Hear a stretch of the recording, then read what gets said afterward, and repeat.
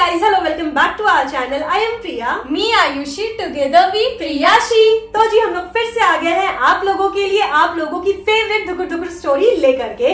लेकिन हाँ, आज की इस कहानी को स्टार्ट करने से पहले ही हम लोग आपको बता देते हैं कि आज की ये स्टोरी बहुत ही ज्यादा डरावनी, साथ ही साथ बहुत ही ज्यादा इमोशनल भी होने वाली है। आज की इस कहानी को देखने के बाद आप लोगों को सीख भी मिलने वाली है, जिस कारण से आज के बाद किसी से भी दोस्ती करने से पहले आप लोग 1000 बार तो सोचोगे ही सोचोगे। साथ ही साथ आज की इस कहानी में आप लोग देखोगे कि बचपन में की गई एक दोस्ती की कीमत एक इंसान आज भी चुका रहा है। उस एक दोस्ती के बदले उस इंसान को अपने जीवन के सुख, चैन, समृद्धि, शांति, खुशियां, परिवार, सब चीज का बलिदान करना पड़ा। जीते जी नर्क देखना किसे कहते हैं ना, वो आज आपको इस कहानी में देखने को मिलेगा। चलो ज्यादा डिले नहीं करते हैं, फटाफट से वीडियो स्टार्ट करते हैं। पर उससे पहले रानी, आप लोग अपनी सीट की पेटी कस के बांध लीजिए, रूम की लाइट्स ऑफ करके ना कान में ईयरफोन डाल के अपने हाथों से फोन को कस के पकड़ लीजिए, क्योंकि आज की इस कहानी को सुन के आप लोगों का दिमाग घूम जाएगा। आप लोग सोचने पे मजबूर हो जाओगे कि असल जिंदगी में ऐसा कुछ अभी भी होता है क्या? जीते जी कोई इंसान इतनी घिनौनी और इतनी हैवानियत वाली हरकत कर सकता है क्या? तो दीदी डिले नहीं करते हैं, जल्दी से कहानी पे जंप करते हैं। तो जी आज की ये जो कहानी है ना, वो हमारे साथ हमारी एक सब्सक्राइबर ने शेयर की है। तो परंपरा के हिसाब से चलो सबसे पहले हम लोग उनका नामकरण कर देते हैं। तो आज हम लोग हमारी सब्सक्राइबर का नाम लुत्फा रख देते हैं। जी हाँ, लुत्फा, LUTFA, काफी ज्यादा यूनिक नाम है ना। आज की ये जो कहानी है वो लुत्फा की ही आप बीती है। तो रेडी हो जाओ लुत्फा की कहानी हमारी जुबानी सुनने के लिए। लेकिन उससे पहले ये बताना कि अगर हम लोग बोले कि जरा अपने पड़ोसी को इमेजिन करो, पड़ोसियों को इमेजिन करके दिमाग में सबसे पहली चीज कौन सी आती है? आप लोगों का तो नहीं पता, लेकिन मेरे दिमाग में क्या आता है, सच्ची सच्ची बताए कि अगर घर में सवेरे सवेरे कभी कभी नमक या चीनी की कमी पड़ जाए तो पड़ोस वाली आंटी की याद सबसे पहले आती है। घर में अगर बिन बुलाए मेहमान आ जाए और दुकान ना खुला हो तो मिक्सचर बिस्किट किसके पास लेने जाएंगे? पड़ोस वाली आंटी के पास लेने जाएंगे। इतना ही नहीं, बचपन में आपको पता है हम लोग क्या करते थे? सारे पड़ोस के बच्चे एक साथ मिलकर के खेलते थे, और जब खेलते खेलते थक जाते थे ना, तो पारी पारी से हम लोग एक एक करके हर बच्चे के घर जाकर के नाश्ता किया करते थे। और कभी भी कोई भी आंटी गुस्सा भी नहीं करती थी, बल्कि वो लोग तो बड़े प्यार से खिलाया करती थी। साथ ही साथ सरस्वती पूजा में जब हम लोग सारे लोग घूमने जाया करते थे ना, मोहल्ले के सारे बच्चे, तो साड़ी पहन के घूमा करते थे। आप लोग बताना कि कौन कौन सरस्वती पूजा में साड़ी पहन करके घूमता है? तो मेरी मम्मी तो सारी लड़कियों को खुद की पर्सनल साड़ी पहनाया करती थी और साथ ही साथ मेकअप भी कर दिया करती थी। लेकिन सारे लोग इतने ज्यादा फॉर्चुनेट नहीं होते हैं। कुछ कुछ पड़ोसी होते हैं जो कि काफी ज्यादा टॉक्सिक होते हैं। अच्छा, टॉक्सिक पड़ोसी भी क्या करेंगे? आपसे लड़ाई झगड़ा करेंगे, बैक बिचिंग करेंगे, टॉन्ट मारेंगे, लेकिन उससे ज्यादा क्या ही कर सकते हैं? और तो कुछ कबाड़ नहीं सकते। लेकिन नहीं, यहाँ पर आप लोग गलत हो। आज की इस कहानी में आप लोगों को एक ऐसे पड़ोसी के बारे में बताएंगे ना कि जो जीते जी तो इंसान का जीना हराम कर ही देता है, मरने के बाद तो उसका जीना और भी ज्यादा हराम कर देता है। इतना जीना हराम करता है कि जीते जी इंसान को नर्क की सैर करा दे। और ऐसे ही एक पड़ोसी से हमारी लुत्फा का पाला पड़ा, जिसकी सजा बेचारी लुत्फा आज भी भुगत रही है। तो ये कहानी तब स्टार्ट होती है जब लुत्फा 7 साल की थी और उस समय गर्मियों का मौसम चल रहा था। और आप लोगों को तो पता ही है कि गर्मियों का जो दिन होता है वो कितना ज्यादा बड़ा होता है। तो लुत्फा की मम्मी ने ये सोचा ना कि जैसे ही लुत्फा स्कूल से घर आएगी उसे खिला पिलाकर सुला देंगे, ताकि वो शाम में जब उठे और ट्यूशन जाए तो फ्रेश फील करे। लेकिन लुत्फा सोना नहीं चाहती थी, दिन में उसे खेलना था पड़ोस के बच्चों के साथ। और बचपन में हम लोग जितने भी लोग होते हैं ना, उन्हें दिन में सोना बिल्कुल भी पसंद नहीं होता। नहीं पता उस टाइम हमारे पास दीदी कितनी एनर्जीज होती थी, गर्मियों से भी हमें डर नहीं लगता था कि बाहर जाएंगे तो लू लग जाएगा। अब लुत्फा चाहती थी कि अरे यार मम्मी मेरे को नहीं सुलाए और हम चुपचाप से खेलने को चले जाएं। लेकिन मम्मी ने लुत्फा को डांट टपट कर सुला दिया था। लेकिन लुत्फा बस एक्टिंग कर रही थी सोने का, और उसके दिमाग में बस ये चल रहा था कि जैसे ही मम्मी चुपचाप से सो जाएगी ना, हम चुपचाप से निकल जाएंगे और बाहर जाकर बच्चों के साथ खेलेंगे। कुछ देरी के बाद लुत्फा की मम्मी जो लुत्फा को सुलाने की कोशिश कर रही थी, बेचारी खुद ही सो जाती है। और मौके का फायदा देखते हुए लुत्फा चुपचाप वहां से खिसक जाती है बिना कोई आवाज किए और बाहर भाग जाती है अपने दोस्तों से मिलने के लिए। सारे दोस्त बाहर इकट्ठा हो जाते हैं। इकट्ठा होने के बाद अब ये प्लानिंग चल रही थी कि आखिर आज कौन सा खेल खेला जाएगा। बहुत ज्यादा डिस्कशन करने के बाद वो लोग ये सोचते हैं कि चलो ना आज लॉक इन की खेलते हैं, यानी कि पत्थर परी का खेल। अब वो लोग ये सोच रहे थे कि ये खेल खेलने के लिए ना बहुत बड़ा मैदान और बहुत बड़ा एरिया चाहिए, ये हमारी पतली सी गली में ये तो हम लोग नहीं खेल पाएंगे। ये सुनने के बाद लुत्फा ने सारे बच्चों को ये आइडिया दिया कि चलो मेरे घर का जो छत है ना उसी पे चलते हैं और खेलते हैं, क्योंकि एरिया भी बहुत बड़ा है, खेलने में बहुत मजा आएगा। सारे बच्चे को ये आइडिया बहुत अच्छा भी लगता है और सारे लोग लुत्फा के छत पे चले जाते हैं, जो कि 4th फ्लोर पे था। अब आप लोगों को ना यहाँ पर एक चीज बताते हैं कि लुत्फा का घर उस समय अंडर कंस्ट्रक्शन चल रहा था। 3rd फ्लोर तक अच्छी तरह से बन चुका था और 4th फ्लोर की अभी ढलाई हो चुकी थी, सारा आधा अधूरा काम हो रखा था और लुत्फा का जो छत था उस पे कोई भी बाउंड्री रेलिंग कुछ भी नहीं था, जो कि बहुत ज्यादा रिस्की भी हो सकता था।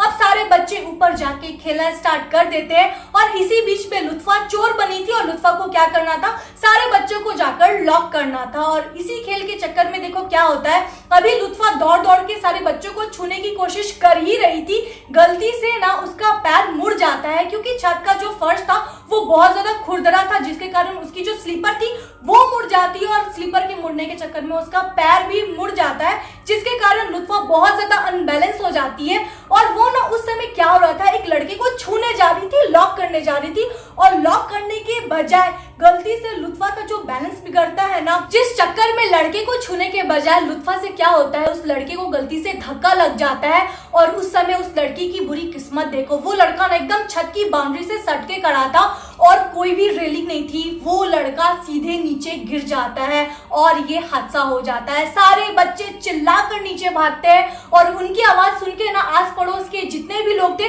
वो लोग भी सारे इकट्ठा हो जाते हैं, चिल्लम चिल्ला हाहाकार बच जाता है। और साथ ही साथ वो लड़का जो नीचे गिरा था ना, उसके भी मम्मी पापा आ जाते हैं, जल्दी से एम्बुलेंस को बुलाया जाता है, उस लड़के को हॉस्पिटल भेजा जाता है और साथ ही साथ सारे बच्चों के जो पेरेंट्स थे वो भी आ जाते हैं, सारे बच्चों को अपने अपने घर ले जाते हैं। पर यहाँ पर जो लुत्फा के मम्मी पापा थे वो ज्यादा ही टेंशन में आ जाते हैं और लुत्फा की क्लास लेना स्टार्ट कर देते हैं। यहाँ पर मेन कल्प्रिट तो बेचारी लुत्फा ही पकड़ाती, भले ही उसकी गलती नहीं थी, लेकिन वो जो भी घटना हुआ था वो लुत्फा के कारण हुआ था, लुत्फा के हाथों हुआ था। और प्लस छत पर खेलने का आइडिया किसका था, वो भी लुत्फा का था।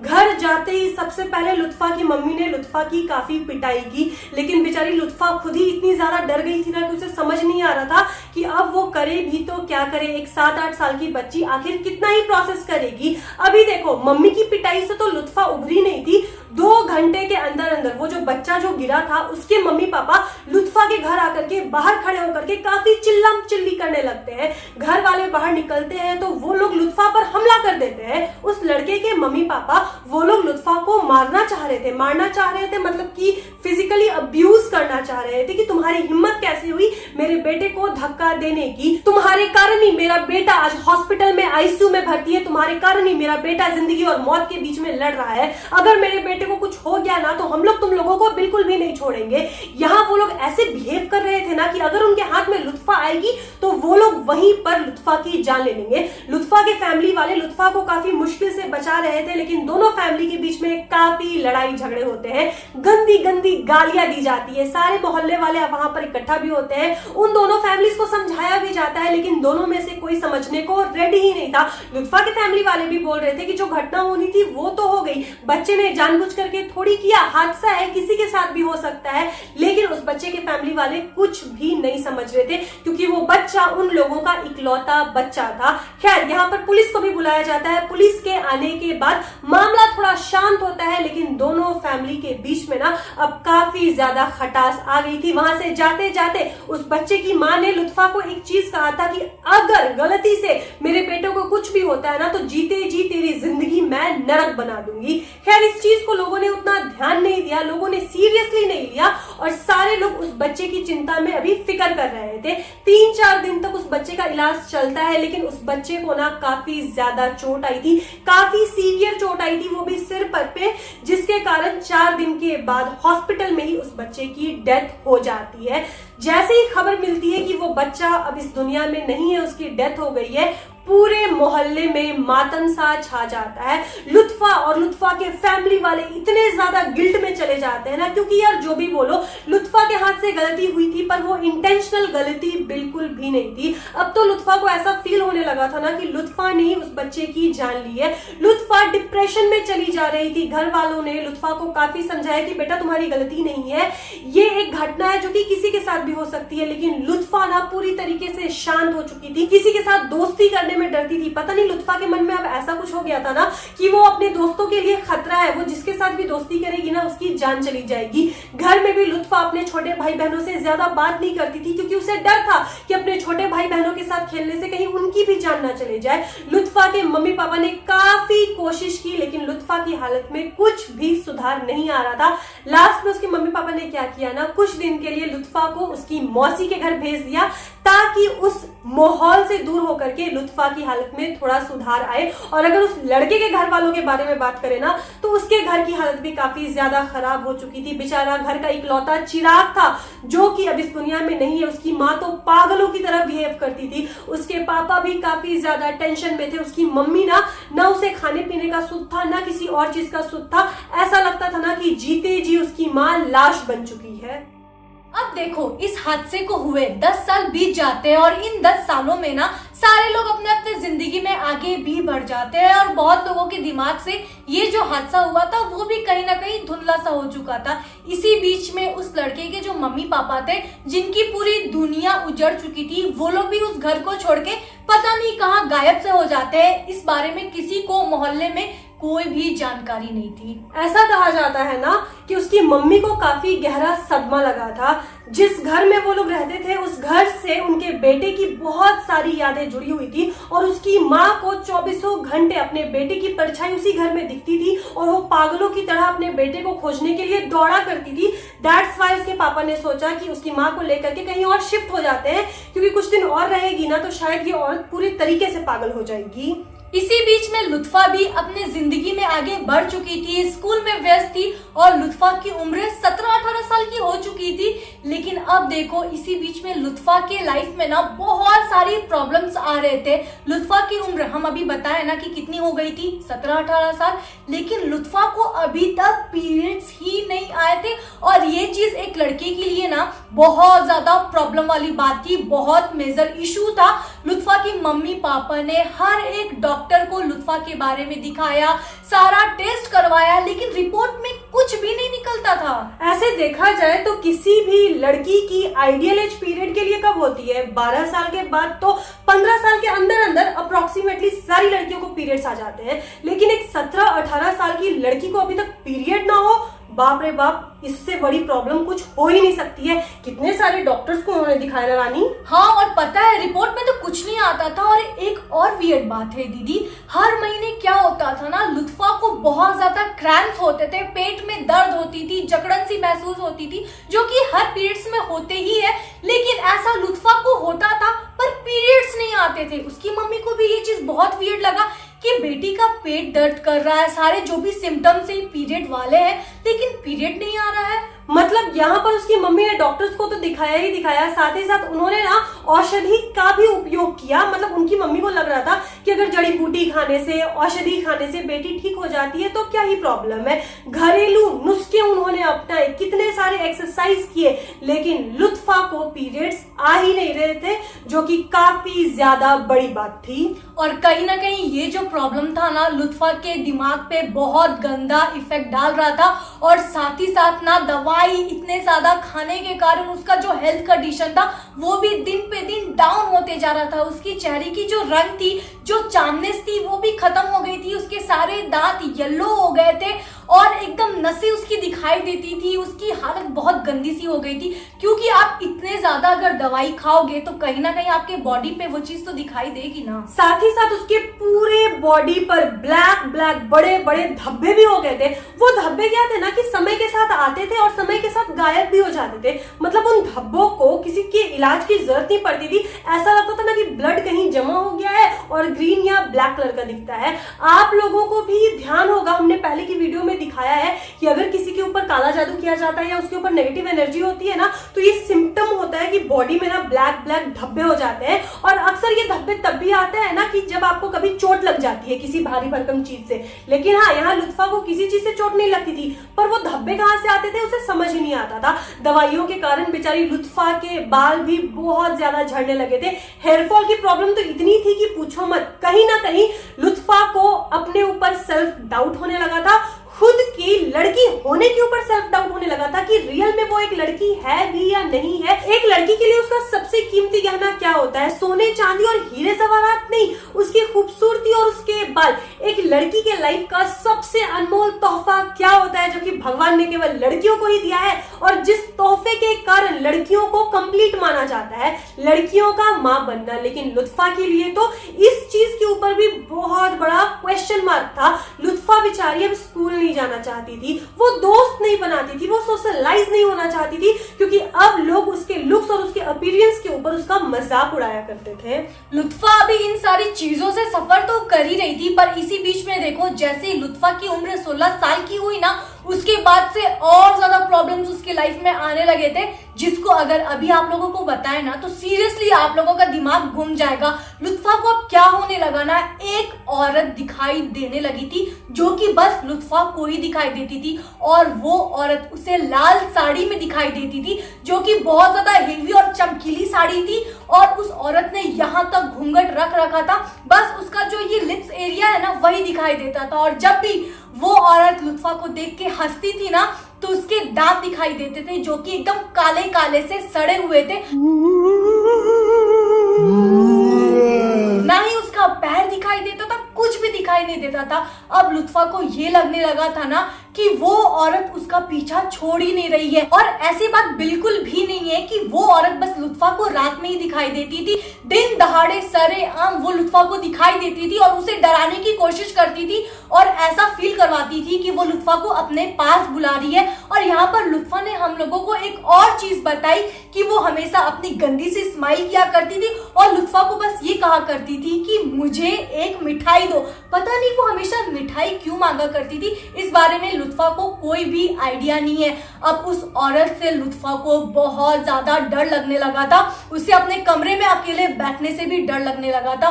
वो जहां पर भी अकेले रहती थी ना उसे ऐसा फील होता था कि वो औरत कहीं ना कहीं आसपास मौजूद है। हल्की सी वो झलक भी दिखाई देती थी और अचानक से सामने आके लुत्फा को डरा भी देती थी। और ऐसी बात बिल्कुल भी नहीं है कि वो औरत केवल रात में ही लुत्फा को दिखाई देती थी या फिर लुत्फा को कुछ सपने आते थे उस औरत के। दिन दहाड़े वो औरत लुत्फा को परेशान करके रख दी थी, डरा के रख देती थी और हॉन्ट किया करती थी। अगर लुत्फा स्कूल जाती थी ना तो पीछे पीछे वो औरत लुत्फा का पीछा किया करती थी। क्लासरूम में लुत्फा बैठी हुई है ना तो गेट के बाहर वो औरत ऐसे खड़ी हो जाया करती थी। घर में उसने लुत्फा को जीना हराम कर दिया था। छत पे लुत्फा जाती थी तो वो औरत पीछे पीछे छत पे आ जाया करती थी। घर में तो ऐसा होता था ना कि लुत्फा कुछ काम कर रही है, वो औरत ऐसे अचानक से इतने क्लोज आ जाती थी और अचानक से लुत्फा को डरा देती थी। लुत्फा की तो जान निकल जाती थी। बात यहीं पर खत्म नहीं होती। लुत्फा अगर बाथरूम जा रही है नहाने के लिए या कुछ भी काम करने के लिए, तब तो समझो लुत्फा एकदम खत्म सी हो जाती थी। अचानक से क्या होता था ना, नहाने के टाइम जैसे ही वो मग से पानी डालती थी, आंख बंद करती थी और जैसे ही पानी नीचे जाता था वो आंख खोलती थी, वो औरत का शक्ल इतना बड़ा सा लुत्फा के फेस के इतने क्लोज आके ठहर जाता था। लुत्फा ना कितने बार तो बेहोश हो गई थी। अगर लुत्फा नंबर 2 कर रही है तो नीचे से उस औरत ने अपना ऐसे मुंह निकाल दिया होता था। लुत्फा की हालत खराब हो गई थी और वो बहुत ज्यादा डर चुकी थी। मम्मी को भी जाकर उसने ये सारी परेशानी बताई, लेकिन उसकी मम्मी को क्या लगा ना कि ये सारा लुत्फा का बहाना है स्कूल नहीं जाने के लिए, क्योंकि कहीं ना कहीं लुत्फा की मम्मी को इस बारे में जानकारी थी कि लुत्फा का ना स्कूल में सारे बच्चों ने जीना हराम कर दिया, बहुत ज्यादा इसे टॉन्ट करते हैं, परेशान करते हैं। रात में लुत्फा सोती थी ना तो अचानक से वो औरत उसके छाती पे आके बैठ जाती थी, जिसके कारण लुत्फा ना हिल पाती थी, उसका शरीर पूरी तरह से अकड़ जाता था। इतना ही नहीं, बीच में तो लुत्फा को एक और परेशानी आने लगी थी कि उसको 24 घंटे लगता था कि उसके गले में कुछ अटका हुआ है जो कि उसे ना सांस लेने दे रहा है ना ही कोई चीज को घोटने दे रहा है। उसका दम 24 घंटे घुटने लगा था। देखो यहाँ पर लुत्फा की मम्मी भी गलत नहीं थी। लुत्फा की मम्मी को पता था कि लोग लुत्फा के लुक्स के कारण उसको ह्यूमिलिएट कर रहे हैं, तो वो अपनी बेटी को जबरदस्ती स्कूल भेजती थी, क्योंकि देखो जब तक माँ बाप जिंदा है वो बच्चे को प्रोटेक्ट करेंगे, माँ बाप के मरने के बाद बच्चे को अकेले ही पूरी दुनिया को फेस करना है। तो उसकी मम्मी चाहती थी ना कि लुत्फा स्ट्रॉन्ग बने और लुत्फा जैसी भी दिखती है वो खुद को वैसे ही प्यार करे। इसीलिए उसकी मम्मी बोलती थी कि देखो बहाना मत करो, तुम्हें स्कूल जाना ही है। देखो लुत्फा की उम्र अभी करेंटली मेरी इतनी होगी या मेरे से कम होगी, तो जब हम 18 साल या 16 साल के थे तो लुत्फा की उम्र भी उतनी ही थी। और हमारे जनरेशन की जो मम्मी होती है वो अंधविश्वास में विश्वास करती है, पर उतना ज्यादा भी विश्वास नहीं करती है। अगर हम जाकर के मेरी मम्मी को बोले मम्मी मेरे को रात में औरत दिख रही है, तो ऑब्वियसली मेरी मम्मी एक बार में विश्वास नहीं करेगी। और जहां तक लुत्फा का बेहोश होने वाला बात था, उस पे भी उसकी मम्मी को क्या लगता था ना कि लुत्फा हमेशा बहुत ही ज्यादा सेंसिटिव रही है। बचपन से ही जब से उस लड़के की मौत हुई थी तो लुत्फा को ना ऐसे दौरे आते रहते थे, तो किसी ने भी लुत्फा की इन चीजों पर ज्यादा विश्वास नहीं किया। लेकिन इसके साथ ही साथ आपको क्या लगता है कि लुत्फा की परेशानियां बस इतनी ही थी? अब तो एक नई परेशानी भी दस्तक देती है। ये औरत के साथ साथ लुत्फा को एक और नया गिफ्ट मिलता है, जो कि एक छोटा सा बच्चा रहता है, वो भी हेडलेस। लुत्फा को एक बच्चा दिखाई देता है जिसकी मुंडी नहीं रहती है, बस शरीर रहता है और वो शरीर पर कोई भी कपड़े नहीं थे, मतलब सब कुछ विजिबल था। और वो जो लड़के की बॉडी थी ना वो ग्रीन कलर की थी या फिर ग्रे कलर मिक्स कह लो, काई कलर की होती है ना, जैसा आर्मी कलर पैंट होता है उस कलर की बॉडी थी। और वो ऐसे ही 24 घंटे बस आमने सामने मंडराता रहता था लुत्फा के। स्टार्टिंग के कुछ डेज तो लुत्फा को ऐसा लगता था ना कि उस औरत के ही जैसा वो लड़का भी मंडरा रहा था, और लुत्फा को कहीं ना कहीं यार इन चीजों की आदत भी हो चुकी थी। बेचारी डर जाती थी, बेहोश हो जाती थी, होश में आती थी, फिर उसे वही सब चीज दिखता था। स्टार्टिंग के कुछ दिनों तो लुत्फा को ऐसा लगता था कि वो औरत की तरह ये लड़का भी उसके आगे पीछे मंडरा रहा है और उसे डराने की कोशिश कर रहा है। लेकिन नहीं, वो लड़का केवल डराने या मंडराने नहीं आया था। आपको पता है एक रात क्या होता है, लुत्फा सो रही थी एंड उसे ऐसा फील हो रहा था कि कुछ उसके शरीर के साथ खिलवाड़ किया जा रहा है। लुत्फा को कुछ दिख नहीं रहा था, लेकिन लुत्फा को ना उसके प्राइवेट एरियाज में काफी ज्यादा पेन हो रहा था। लुत्फा ने अपनी आंखें खोली, लेकिन पेन हुए जा रहा था, हुए जा रहा था, हुए जा रहा था। लुत्फा उठने की कोशिश कर रही थी, लेकिन लुत्फा का शरीर पूरी तरीके से अकड़ चुका था। लुत्फा के मुंह से एक भी आवाज नहीं निकल रही थी, वो चिल्लाना चाह रही थी। और बहुत ज्यादा मशक्कत करने के बाद जब लुत्फा ने दम लगा करके अपने शरीर को ऐसे तोड़ा, तब उसे क्या दिखाई देता है कि वही लड़का, हेडलेस लड़का लुत्फा के ऊपर है, जो कि उसके साथ गंदी हरकतें कर रहा है। और बगल में लुत्फा के वो औरत भी खड़ी है जो कि लुत्फा को देख करके हंसे जा रही है। और जैसे ही लुत्फा होश में आती है ना, वो औरत और वो लड़का दोनों लुत्फा को देख करके बोलते हैं मिठाई दे, मिठाई दे। और ये देख करके लुत्फा वहीं बेहोश हो जाती है। अगली सुबह लुत्फा को खुद ही होश आता है, क्योंकि आधी रात में जब लुत्फा बेहोश हुई थी ना, उसे होश में लाने वाला कोई भी नहीं था। उसके मम्मी पापा अपने अपने कमरे में सो रहे थे। यहाँ पर लुत्फा ना इतनी ज्यादा फ्रस्ट्रेट हो चुकी थी अपनी लाइफ से, क्योंकि बचपन से ही उसके साथ केवल बुरा हो रहा था। लुत्फा कभी कभी सोचती थी कि आखिर उसने किसी का क्या बिगाड़ा है। बचपन में जब कुछ घटना हो जाती है ना, तो बच्चों के दिल में वो ज्यादा घर कर जाती है। सेम लुत्फा के साथ भी हुआ था। उस बच्चे की मौत के बाद लुत्फा हर चीज के लिए खुद को ब्लेम करती थी। कुछ भी बुरा होता था लुत्फा को लगता था कि वही मनहूस है, उसी के कारण हो रहा है। स्कूल में कभी कोई दोस्त नहीं बना, स्कूल में वो जाती थी, लोग बुली करते थे। रास्ते में वो जब चलती थी तो लोग ऐसे पलट पलट के देखते थे ना, जैसे लोगों ने क्या नमूना देख लिया हो। साथ ही साथ लुत्फा के साथ जो भी प्रॉब्लम हो रही थी, घर में वो किसी को बताने की कोशिश करती थी तो घर वाले उसकी बातों पर विश्वास ही नहीं करते थे। और घर वालों को ये लगता था कि वो बस बहाना कर रही है सोशलाइज नहीं होने के लिए। यहाँ पर अब तो लुत्फा का ऐसा हालत हो गया था कि लुत्फा के बॉडी के साथ खिलवाड़ किया जा रहा था। मतलब आप कह सकते हो कि एक लड़की की प्राइवेसी को इन्वेड किया जा रहा था, वो भी उसके कंसेंट के बिना। लेकिन लुत्फा यहां भी कुछ नहीं कर पा रही थी। बेचारी जिंदा लाश की तरह बस अपनी जिंदगी को काट रही थी, क्योंकि उसके पास हिम्मत भी नहीं थी कि अपनी जिंदगी को वो खत्म कर दे। इसी बीच एक दिन क्या होता है, गर्मियों का ही टाइम था और गर्मी की छुट्टियां चल रही थी। लुत्फा अपने घर में थी और बाहर उसकी मम्मी बैठ करके कुछ गेहूं वेहूं बिछा रही थी अपने आंगन में। इतने ही देर में 3 बहरूपिया आते हैं। आप लोगों के घर के साइड भी बहरूपिया तो आते ही होंगे जो कि दान दक्षिणा मांगते हैं। सेम उन बहरूपिया बहरूपियों ने लुत्फा के घर का दरवाजा खटखटाया। जब उसकी मम्मी ने दरवाजा खोलने से मना कर दिया और उसकी मम्मी ने कहा कि जाइए भैया, घर पे कोई नहीं है, बाद में आइएगा, जब मेरे पति आ जाएंगे ना तब आप लोगों को दान दे दिया जाएगा। और ऐसा कह के वो मम्मी अपने काम पर लग जाती है। फिर से वो बहरूपिये उसकी मम्मी से दान दक्षिणा मांगने लगते हैं, जिद करने लगते हैं। उसकी मम्मी को गुस्सा आता है और उसकी मम्मी गुस्से से बोलती है कि आप लोगों को एक बार कहा गया ना, समझ में नहीं आता है। तब यहाँ पर वो बहरूपिये पता है लुत्फा की मम्मी को क्या बोलते हैं कि हम पर क्या गुस्सा दिखा रही हो, जाओ अपनी बेटी को बचा, तेरी बेटी ज्यादा दिन की मेहमान नहीं है, तेरे घर में खुद इतना कुछ हो रहा है, उस वक्त मुंह नहीं चल रहा है, आंखें नहीं खुल रही है, आ रही है हमसे चिल्लाने के लिए। और ऐसा कह के वो बहरूपिये वहां से चले जाते हैं। लेकिन हाँ, जाने से पहले ये भी बोलते हैं ना कि जा अपनी बेटी से पूछ उसके साथ क्या क्या होता है, और जो जो तेरी बेटी बोलती है ना सब सच बोलती है, बचा सकती है तो अपनी बेटी को बचा ले, लेकिन तेरी बेटी को अब कोई भी नहीं बचा सकता, तू खुद भी नहीं बचा सकती। ये सुन करके लुत्फा की मम्मी के पैरों तले जमीन खिसक जाता है और वो दौड़ करके लुत्फा के पास जाती है और बोलती है कि लुत्फा देख, तुझे मेरी कसम है, सच सच बता कि तेरे साथ जो होता है, तू जो हमें बताती है वो सच है या फिर केवल तेरी इनसिक्योरिटी है, लोगों से बचने के लिए तू ऐसी मनगढ़ंत कहानियां बताती है। ये सुनकर के लुत्फा बहुत रोने लगती है और लुत्फा अपनी मम्मी को वो सब बताती है जो कि रात में उसके साथ हो रहा था, वो औरत और वो लड़का मिल करके कर रहे थे। इस चीज के बाद लुत्फा की मम्मी काफी ज्यादा डर जाती है।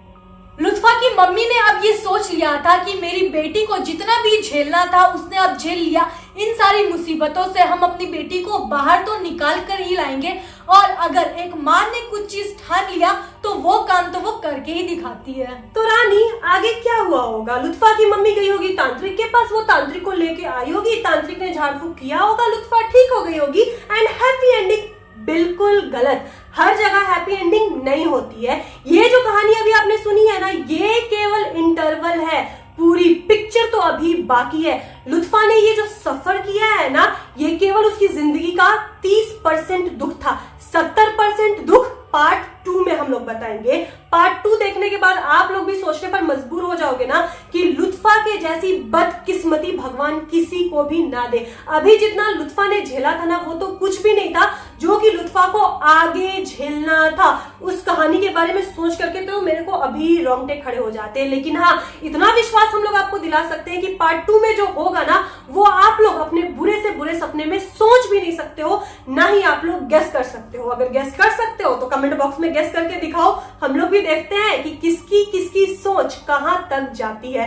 तो दोस्तों, पार्ट 1 के लिए यही बताना कि पार्ट 1 कैसी लगी। अगर वीडियो अच्छी लगी हो तो रानी इस वीडियो को बिना लाइक किए मत जाना, और अगर आप लोग हमारे चैनल पे नए हो और हमारा ये प्यारा प्यारा फेस पहली बार देख रहे हो तो सब्सक्राइब भी जरूर कर देना और पार्ट 2 के लिए वेट भी जरूर करना। मिलते हैं नेक्स्ट वीडियो के साथ, तब तक के लिए बाय।